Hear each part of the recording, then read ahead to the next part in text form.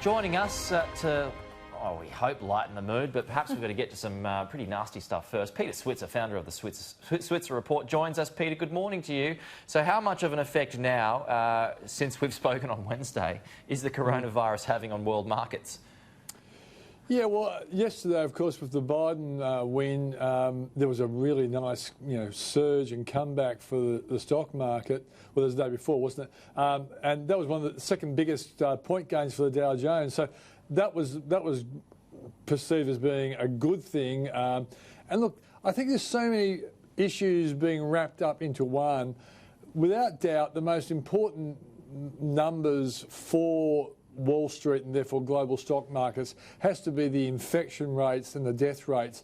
And I think that Dow Jones is down over 1,000 points this morning, and that's linked inextricably to the fact that now we're looking at numbers in the US. And I interviewed talked to Professor Ian Fraser from the University of Queensland and also cardiologist Dr. Ross Walker. And all these really eminent doctors are saying that we in the media are actually making it worse by looking at the numbers and worst case scenario. Yes, exactly. And so I actually did numbers, guys, on South Korea for my story yesterday. And what I found was that the infection rate, because doing it as an economist, I looked at the percentages, it's 0.01% of South Koreans have got the coronavirus, and of those people who have been infected, only 0.06% have passed away. So the numbers are really small, and both those doctors reckon 75% of us will actually get the coronavirus, and we won't even know. And particularly, rudely young people like you guys won't even know at all. Well, I might struggle a tiny bit. Well, we might have already had it. That's right, precisely. But I understand why we have to report on it, but I think the reaction is really spooking. And the real big thing. I agree. Yeah, and the really big thing for the stock market, guys, is the supply shock.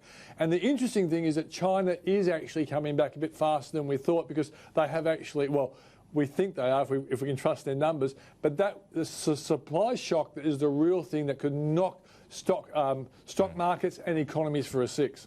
You saw GDP numbers this week. They came in better than expected, but Treasury, after speaking to the IMF, has now predicted the June quarter won't be so nice after all. With the bushfires, the coronavirus, we're talking about a 0.7% drop in GDP. The government looking at a stimulus package. Read between the lines for us, Peter Switzer. What is this stimulus package going to look like? If you're an individual, a family, you're not going to get it. It's for business. I've heard that, but I've also seen some people suggesting that tax cuts could be a part of it. I'm really hoping that's the case. I think business tax cuts. Business investment allowance, that works pretty well. I don't think they'll go company tax rates. We've got to get people out of the supermarkets buying simply toilet rolls and buying everything, but why would you go cars. Tax cuts, Peter, when the last ones didn't seem to have an effect on the economy?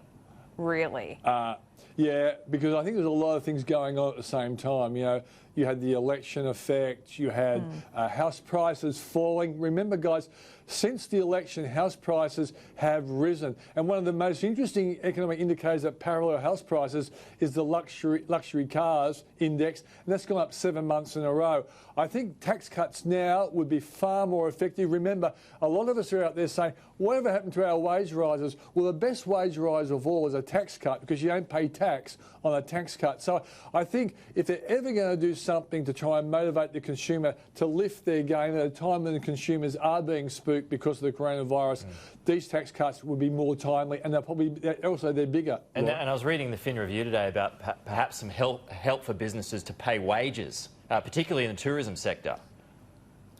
Well, yeah, look, it would given the fact that the tourism sector can't pay wage rises now under the struggle they've got, tax cuts would certainly be a benefit, and certainly keep employees.